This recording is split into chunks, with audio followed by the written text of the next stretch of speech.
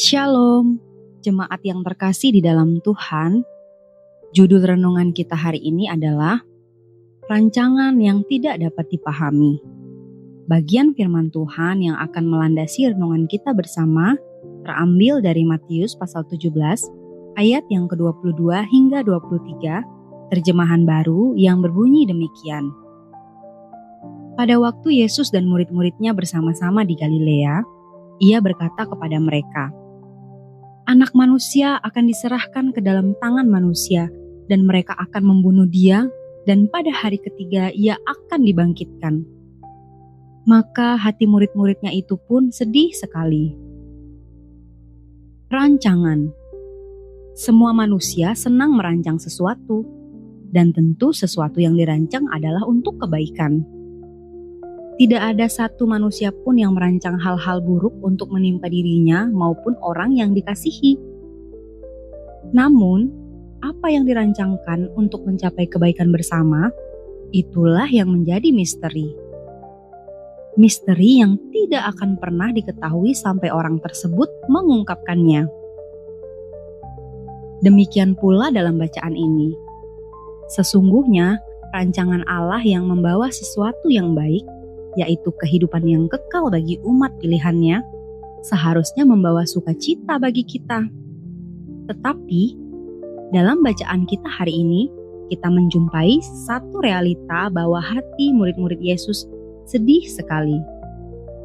Mereka menyukai rancangan Allah yang membawa keselamatan dan hidup yang kekal. Tetapi mereka menolak cara Allah mewujudkan rancangannya, yaitu melalui kematian Yesus Kristus di kayu salib. Mengapa mereka menolak kematian Yesus? Sebab jika Yesus dihukum mati, mereka tidak akan diterima lagi dalam masyarakat. Mereka tidak akan terpandang lagi di mata masyarakat. Selama ini, ketika mereka mengikut Yesus dan Yesus mengadakan banyak mujizat, menyembuhkan orang sakit, mengusir setan, memberi makan ribuan orang, bahkan sampai membangkitkan orang mati, mereka merasa memiliki tempat dalam masyarakat. Tetapi jika Yesus mati, apalagi mati di kayu salib, hal itu akan menjadi sesuatu yang memalukan bagi murid-murid dan mereka akan mendapatkan penghinaan, akan dipandang sebelah mata, bahkan mungkin akan menderita hal yang sama dengan yang diderita oleh Yesus.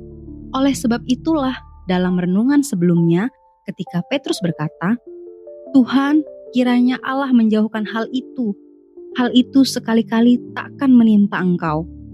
Yesus sentak menghardik Petrus dan berkata bahwa dia, yaitu Petrus, tidak memikirkan apa yang dipikirkan oleh Allah, melainkan apa yang dipikirkan manusia. Dan hal tersebut dapat menjadi batu sandungan bagi rancangan Allah. Dalam bagian ini, kita menjumpai Yesus kembali mengulang berita tentang penderitaan dan kematiannya, dan sekali lagi hal itu membuat hati murid-murid menjadi sedih sekali.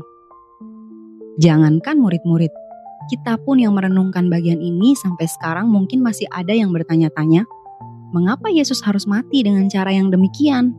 Bukankah kalau Yesus melawan hukum salib yang diberikan oleh pemerintah setempat dengan kuasa yang ada padanya, dia akan semakin menunjukkan jati dirinya sebagai anak Allah yang maha kuasa. Bukankah akan semakin banyak orang yang percaya kepadanya, memberi diri menjadi murid-muridnya, dan kerajaannya akan semakin luas di muka bumi ini? Benar, semua itu bisa terwujud jikalau ia menginginkannya. Tetapi bukan itu yang diinginkan oleh Yesus. Sebab hal itu bukanlah yang diinginkan oleh Bapa. Rancangan Bapa adalah kematiannya di kayu salib. Hal ini bukanlah karena Bapa menginginkan Yesus untuk menderita untuk kepuasannya, melainkan karena ini adalah rancangan agung yang menunjukkan betapa seriusnya dosa manusia, sehingga satu-satunya cara untuk menebus manusia dari dosa adalah dengan darah anak tunggalnya. Dan semua itu dilakukan oleh Allah untuk menunjukkan betapa besar kasih-Nya bagi umat manusia, sehingga Ia tidak menyayangkan anaknya. Dan ketaatan Yesus dalam rancangan Allah juga menunjukkan betapa besar kasih-Nya kepada Bapa dan kepada ciptaannya, sehingga ia mau memberi diri untuk taat, bahkan sampai mati di kayu salib.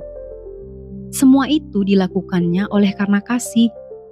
Kasih yang tinggi, lebar, dan dalamnya tidak dapat kita ukur. Sehingga dalam keterbatasan kita pun, kita tidak akan mampu memahaminya. Demikian pula dengan rancangan Bapa di dalam kehidupan kita masing-masing. Kita tidak akan pernah memahami dengan utuh apa yang menjadi rancangan Tuhan bagi kita.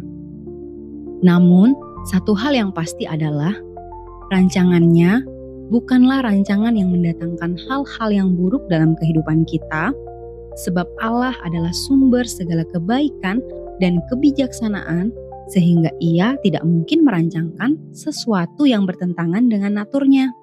Rancangan yang ada padanya akan membawa kebaikan dalam hidup kita dan akan membawa kemuliaan bagi namanya. Pertanyaan untuk kita renungkan bersama di hari-hari menjelang Jumat Agung dan Paskah tahun ini. Percayakah Anda bahwa Tuhan merancangkan hal yang baik dalam hidup Anda? Seberapa yakin Anda akan hal ini? Namun, yang lebih penting adalah apakah Anda mau menunjukkan kasih Anda kepada Tuhan dengan terus berjalan di dalam rancangannya, walaupun mungkin Anda tidak memahaminya dengan utuh? Demikianlah renungan kita bersama pada hari ini.